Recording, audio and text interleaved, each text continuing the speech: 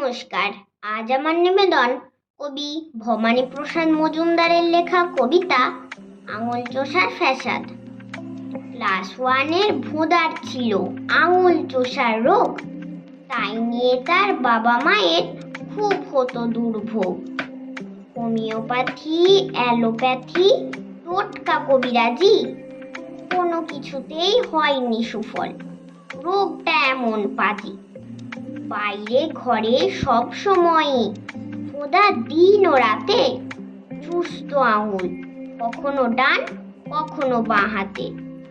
3 মাস পর হঠাৎ সেদিন ধর্মতলার মোড়ে দেখা হতেই ভোঁদার বাবা হাতটা আমার ধরে, বললে, দাদা কোথায় ছিলেন আমাদেরকে ছেড়ে? আমার ভোঁদার আঙুল চোষার রোগ গিয়েছে সেরে। কেমন করে? বলছি শুনুন। আমরা সবাই মিলে অনেক ভেবেই প্যান্টগুলোর দিলাম করেই ঢিলে। পরলেই প্যান্ট কোমর থেকে যেই না নেমে আসে, অমনি ভোঁদা চেপে ধরে 2 হাতে 2 পাশে।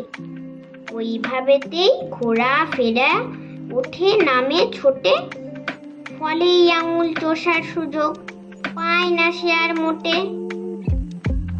ধন্যবাদ।